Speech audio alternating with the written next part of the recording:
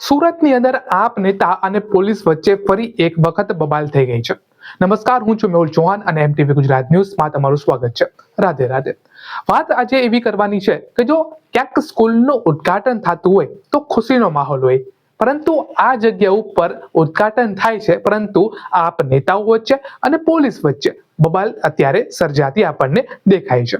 વાત કાંક આમાં એવી છે કે સુરતની અંદર એક ગામની અંદર વોર્ડ નંબર 7માં આ જે સ્કૂલ છે એમની નિર્માણ માટે આમ આદમી પાર્ટીના લોકોએ તેમને અરજી કરેલી હતી। અરજી પાસ થઈ ગઈ। એ વોર્ડની અંદર એ સ્કૂલની મંજૂરી પણ મળી ગઈ। જે પણ ટેન્ડર વગેરે જે પણ પ્રોસેસ હોય બધું જ પાસ થઈ ગયું, પરંતુ અચાનકમાં જે ભાજપ દ્વારા એવું કરવામાં આવે છે કે વોર્ડ નંબર 7ની બદલે એ સ્કૂલ હવે બનશે વોર્ડ નંબર 8ની અંદર। વોર્ડ નંબરની આપણે વાત કરીએ તો વોર્ડ નંબર 7 અને 8માં જ ફેરફાર છે, પરંતુ જે આપ નેતાઓ છે તે મેદાને ઉતરી આવ્યા છે અને એવું કહેવામાં આવે છે કે આ બીજેપીની ચાલ છે। જે વોર્ડ નંબર 7 છે એમાં સ્કૂલની જે મંજૂરી મળેલી હતી, અમે જે રજૂઆત કરેલી હતી, અમારી જો રજૂઆત પાસ થઈ ગઈ તો ઈ સ્કૂલ વોર્ડ નંબર 7માં જ બનવી જોઈએ। 8માં જો તે લોકોને બનાવી હોય તો ભાજપના જે ધારાસભ્ય છે એ અરજી કરી અને 8માં બનાવે, પરંતુ જે 7માં જે સ્કૂલ છે તે બનવી જ જોઈએ। આપણે આખો આ વિડીયો જોઈએ કે આખી આ ઘટના શું છે। કોઈ નહીં જઈએ કે તમે ના પાડો છો કે ઉપર ન જઈએ કે વાત તમે ફેરવો છો। અમે અમારી કચેરીમાં એમને ના પાડશો તો લેવા જવા દો બધાને। આટલી બધી પોલીસે ન કરો ઉભી રાખી છે ભાઈ, માર્શલો તો ભલે ને ઉભા હો તો એક બાજુ ઉભા રહો, જવા દો બધાને। બિલકુલ ધીમા નથી બોલવાનું અને સામાન્ય માણસોને ડરાવવાના ધંધા કરો છો એટલે આ તો કાઈ વાંધો ન, જાઓ બધા પાસ લ્યો, જાઓ અરે કરો પણ વાત કરો, કરી બતાવો, કરો વાત કરી બતાવો, એ અવાજ ઊંચો કરી બતાવો। તો પછી આ કચેરી છે ને લોકોની કચેરી છે, એમાં અમે આવી શકીએ, અમને આવી રીતે દબડાવવાની કોશિશ ન કરો। આટલી બધી પોલીસ ઉભી રાખી દો ને એમ કે ઉપર ન થઈ શકે। આ ગેટ ફેર ના કેમ ગેટ બંધ રાખી બેઠા છો? અને અમે સ્કૂલની માંગણી કરીએ, અમે કે ખોટું કરીએ છીએ? અમે સ્કૂલની માંગણી કરીએ કે ખોટું કરીએ છીએ? અને અમારી માંગણી કોઈ ગરીબ બાળકોના શિક્ષણ માટેની છે। પાછું રક્ષીભાઈ આ બાજુ નહીં જવાનું, મારો છો તમે બધા એ વર્દી પહેરી લોકો માટે મારો અભણ છો? બધા અભણ છો કે ભણેલા છો? ભણ્યા છો એટલે વર્દી મળી ને। બીજા લોકો નહીં ભણવું હોય તો જેને ભણવાનું મળવું જોઈએ ને એને ભણવા દો। તમે ભણી લીધું એટલે બહુ મોટા રાજા નથી થઈ ગયા। ગરીબના દીકરાઓ ભણતર વગરના હેરાન થાય છે, એને ભણવા દો, એની સ્કૂલ બનવા દો। ભાઈ હાલો આપણે બધા ભાઈ હાલો અંદર, હાલો પાસ થઈ જાઓ, હાલો આવી જાઓ અંદર બધા પાસ આપો ભાઈ, હાલો ભાઈ પાસ આપો, પાસ આપો, પાસ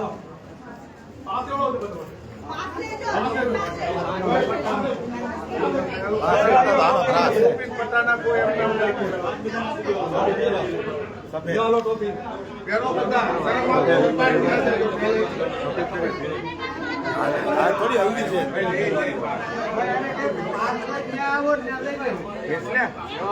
मैं यहाँ पे पास है, मेरा पास इसने फोटो भी लिया और जैसे मेरा नहीं दिया।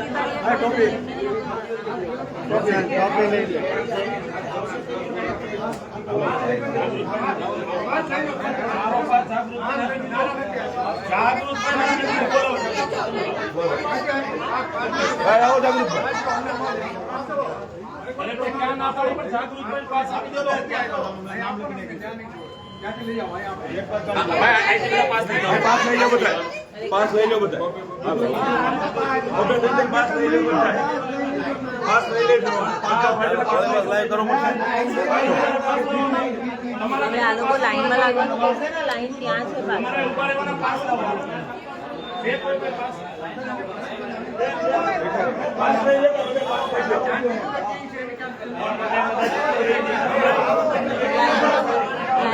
આ ભાજપની તાનાશાહી તો જોવો તમે યાર।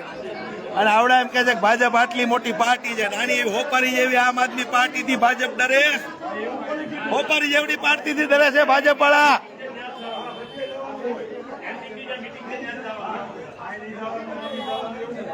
એટલે આને અમે આપમાં સવી એટલે માપમાં સવી। એટલું સમજી લેજો.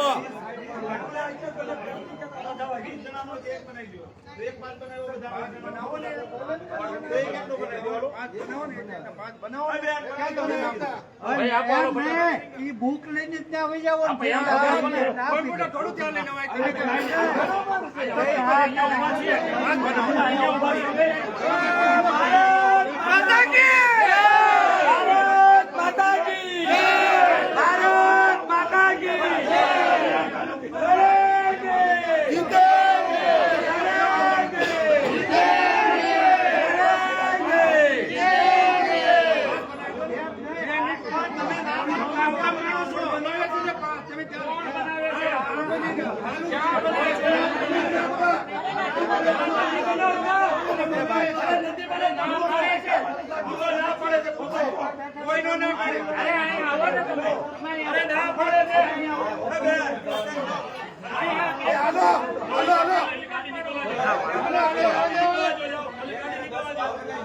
ભાઈ બધા પોતપોતાના આધાર કાર્ડ બતાવજો. આ લોકોને એમ ન થવું જોઈએ કે પાકિસ્તાન માંથી આવ્યો છે અહીંયા.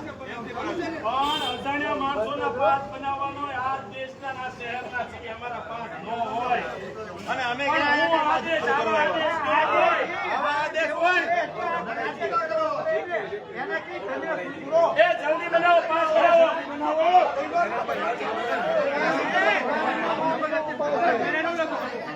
બોલ પર થઈ જાઓ, બોલ પર થઈ જાઓ.